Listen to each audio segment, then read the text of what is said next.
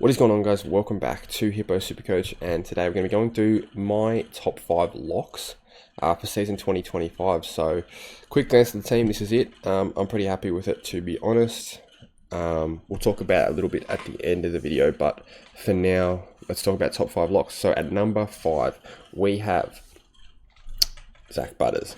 Now, Butters last year was really unbelievable. I mean, he averaged 120, and I know he might have felt like a bit of a roller coaster. I think he had a pretty low. So his lowest score was 76. So yeah, and a few tag games in there as well, which was really frustrating. But I mean, you look at this guy's career trajectory. He went 120 last year, 114 when he first moved into the mid in 2023. 2022, 96. He's playing more forward those days. So yeah, since he's moved to the mid, he's gone 114 and went 120. I think we can expect comfortably 115 to 125, anywhere in between that. He's only young as well, so I think Zak Butters. And just a little disclaimer, I'm excluding rookies from this lock because obviously, everyone's going to have the same rookies. There's nothing really interesting about that. So, yeah, let's just look at locks that aren't rookies.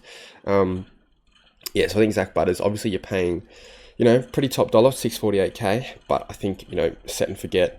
And it leads into my next lock, which is number 4, which is Marcus Bontempelli. You look at him, he's been M1 since he's moved into that full-time mid-role. He's been M1 both seasons. I don't think you can go past that. He's gone 126, and then 2023, 130. So slight decline last year, but I wouldn't be worried about him. He's a great captain option. That's another thing you have to consider. Every week I want to have guys that I can lock in that captaincy.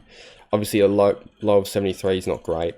But I think that's probably just about his only low game for the whole season, to be honest. Not sure if we can check his stats, season stats. Yep. 73. The lowest besides that was a 99. And everything else is pretty convincing, as you guys can see right there. So yeah, the Bont, he's safe as houses. I think unless they come out and say he's going to play forward, which I can't see why they would. They've lost Jack Macrae, they've lost Bailey Smith. Obviously, they didn't have Smith last year, but Bont's the number 1 guy in that midfield. It's pretty clear. He has to stay in there. Libba's getting a bit older. Obviously, concussion risk. Bont's the king. So, number 3, we have Bailey Smith. So, the thing with Bailey Smith is obviously discounted in price. But, that price, expect him to play a mid-roll at Geelong and expecting him to have, a pretty big season just generally, I think. People quite often forget his final series that year. What was it? Was it the year Melbourne won? I can't remember. He had a crazy final series. He was probably the best player of the whole finals, and he's playing mid, he's kicking goals.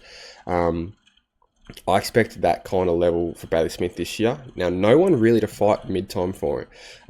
Obviously got Patrick Dangerfield, but, he's basically ancient at this point. Max Holmes might run through there a bit. Tanner Bruin, but I think Bailey Smith is the one. They brought him over. I think he's their staple in the midfield, to be honest. Maybe a little stint to the wing here and there, but I think he'll be a CBA player. And yeah, that price as a forward, I don't think you can really go wrong with that. So yeah. The number 2, we have Caleb Daniels. So the reason I got Caleb Daniels is apparently playing halfback, which is traditionally a pretty friendly scoring role for him. If we look at his stats real quick, let's go Caleb Daniel.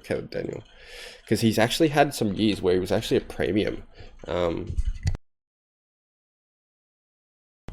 Now, people new to Supercoach might not remember those days, but so 2024 was pretty bad. Averaged 50 points, a few sub games in there. 2023, 92. So there you go. 2022, 90. 2021, 94. 2020, 102. 2019, 99. So look, these are really good numbers. If we can get anywhere near the 90 at that price, 269k, that would make us quite a lot of money. And actually probably be a keeper for the first little bit of the forwards. So I think with Daniel, there's actually potential as a top 6 forward. People might think, oh, you're crazy, he's old, whatnot. But guys, remember, there's not many forwards. I mean, let's have a look over here. No one even averages a ton. I mean, if you round it, I guess Dylan Moore and, Jason Francis just cracks the ton. But yeah, I think I think Caleb Daniel has to be in everyone's team. And that brings me to number 1, Jack Macrae. So Jack Macrae's upside is unbelievable. Playing full-time mid at St Kilda, from what we've heard, I don't see this pick failing at all. I think minimum he goes 105, and that's going to be probably F1. Now, just a little reminder, like I said, people that are new to Supercoach, this guy used to be the king of Supercoach for a few years. He was actually M1. So 2023, just 100. 2022, 115. 2021, he went 129. 2020, he went 121. 2019, 123. 2018, 127. Like, this guy was just a staple king of Supercoach, and then 107 in 2017. So obviously a few years back now. Can't really expect him to go back to those super uber premium days, but who knows? Maybe he can. Back in the day, he was just, using the ball so well, and he's a stat pad. He's absolutely a stat pad. I think he's got a fair bit of pride about him as well. So I think coming to the Saints, I think he'll probably be keen to show the Bulldogs, I should have been in that midfield. I should have been a staple in that midfield, and fair enough, because I think he's a gun, and Bevo really screwed with him. So yeah, that's my top 5 locks. Now, in terms of the team, I don't know if it's changed much. Maybe Petrarca out. Petrarca had a preseason injury, and I think maybe Nick Dacos might have left the team. Dacos apparently questionable for round 1. So look, that early buy as well, it's enough to steer me away from him. Hopefully we can get him, fairly early in the season, maybe after the buy, as like first upgrade, and just pray that he comes down a little bit in price, because Dacos is one that could be very hard to get. So you don't want to have too many of those players. That's why I've started with Bont and Butters. If you don't start with Bont, Butters, Dacos, it's going to be hard to get them throughout the season. Yes, they probably will all drop at some point, but what are the odds you're going to have the cash in the moment that they drop? Probably not very high. So I think, for me, Guns and Rookies at the moment is looking the way to go, besides the forward line. And then I've got Isaac Heaney in there at the moment. Look, I think Heaney might be a bit of a pod. And just remember, he had a great season. 117 average. Playing as a mid-only, he's in his prime. New coach, Sydney, I'm not sure how that affects him. I assume he'll stay in the midfield. It clearly worked for them. And yeah, I hope he doesn't get tagged too much. I think he dropped off a little bit late last year, but full preseason, again, I think, at least he goes 115 if you're playing a full mid role, and that's obviously going to be a top 8 mid.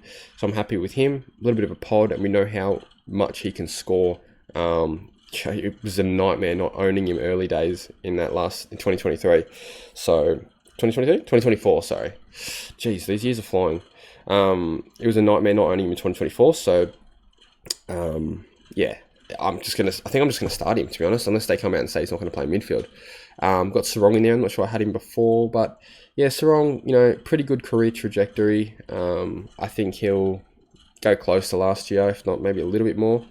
Copped a few tags last year as well. I don't know how many tags he'll cop this year. It's a hard one, because when you play Freo, you tag Brayshaw, you tag Sarong. I'm not sure. And yeah, the back line, I think I got Lockie Whitfield, just because I just think the buy's kind of handy for him. Kadeem Coleman, stay with him. Similar value to Caleb Daniel. I believe Connor McKenna's gone home. Someone can confirm that for me, that'd be nice. So apparently on kick-in duty, from what I've heard. And then, Sheasel and Flanders, Staples. Sheasel apparently playing more mid. So that's something to be a little bit concerned about, but we do know he's also a stat pad. It might not score quite as much as he did it on the back line, but I still think 110 probably pretty safe for him. Just enough outside game, he really racks it up. But he's obviously gun as well, so I shouldn't discredit his inside game too much, but definitely cheaper ball on the back line. Anyway, guys, that's it for the video. Hope you all enjoyed. Let me know how your team's looking at this point. Getting, a bit closer to the season. Hopefully Supercoach actually opens for the general public soon. It must be soon. I feel like it's normally around now. Then everyone starts really sweating it and grinding out the teams, changing every 2 seconds. I hope I don't do it this year. My plan is to kind of be a bit distant from Supercoach. I think that will end up translating into better results. So we'll see. Anyway, much easier said than done. I'll see you guys in the next video.